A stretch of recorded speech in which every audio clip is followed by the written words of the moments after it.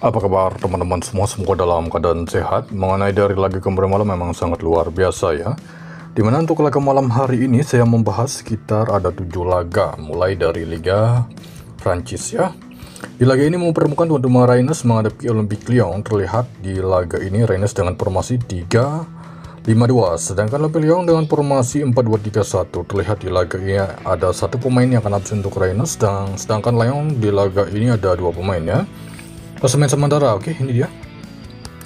Walaupun Rennes performa kandang saat menghadapi Lyon ini cukup baik, tetapi saya mengira di laga malam hari ini nampaknya tuan rumah Rennes akan cukup sulit untuk bisa meraih kemenangan di kandang.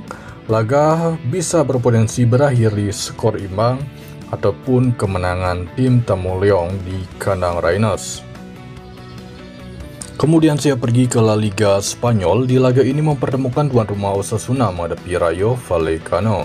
Terlihat di laga ini tuan rumah Osasuna dengan formasi 3-4-3, sedangkan Rayo Vallecano dengan formasi 4-3-3. Satu pemain akan absen untuk tuan rumah Osasuna. Rayo Vallecano di laga ini ada 2 pemain klasemen sementara dari 3 laga pertama seperti ini.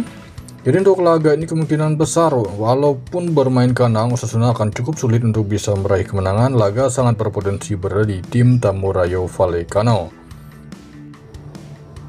Kemudian kita pergi ke Serie A Italia. Di laga ini mempertemukan tuan rumah Sassuolo menghadapi Lazio. Terlihat di laga ini Sassuolo dengan formasi 4-3-3. Jesus akan nampaknya menjadi starter di laga ini. Terlihat untuk kubu tim tamu Lazio dengan formasi yang sama 4-3-3, di mana tuan rumah tidak ada pemain mereka mengalami cedera, sedangkan Lazio di laga ini ada 4 pemain mereka sudah dipastikan akan absen ya.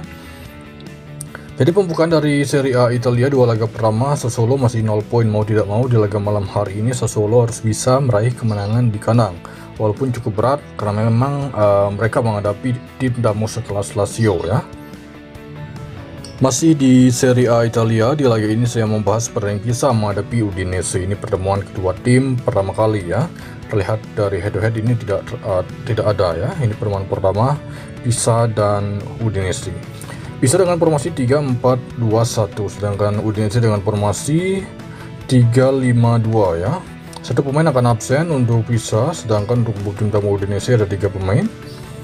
Dari 2 laga pertama bisa meraih 1 poin, dari 2 laga pertama Udinese meraih 4 poin. Untuk laga ini masih terlihat baik nampaknya berada di tuan rumah Pisa.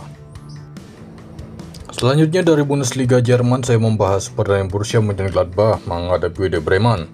Terlihat di laga ini Borussia Mönchengladbach dengan formasi 4-2-3-1. Kevin Dix nampaknya akan menjadi starter di laga ini. Sedangkan Werder Bremen dengan formasi yang sama ya. Tuan rumah Borussia Mönchengladbach 4 pemain mereka mengalami cedera ya. Sedangkan Werder Bremen di laga ini terlihat ada 6 pemain ya. 6 pemain, klasemen sementara di 2 laga pertama Gladbach 1 poin. Begitu juga dengan Werder Bremen. Kemungkinan besar laga ini akan ada 3 gol, minimal akan ada 3 gol, maksimal bisa lebih ya, 4 atau sekian ya. Laga sangat berpotensi bisa terjadi banyak gol di laga Borussia Mönchengladbach menghadapi Werder Bremen. Selanjutnya saya membahas pertandingan dari Liga Premier Inggris. Tuan rumah Manchester City menghadapi Manchester United ya. Terlihat di laga ini tuan rumah akan menjadi starter. Ini ada Kusano, Provindia, Grivaldiol, Nunes. Lini tengah itu masih ada Pedri, Reiner, Silva. Depan ada Bob, Haaland, Doku. Sedangkan untuk Manchester, Sissoko bisa menjadi starter karena memang Cunha mengalami cedera ya. Ini ada Dalot, Martinez, Moon. Sedangkan untuk tuan rumah City ini ada sekitar ada 4 pemain termasuk Kovacic, Phillips dan Savinho.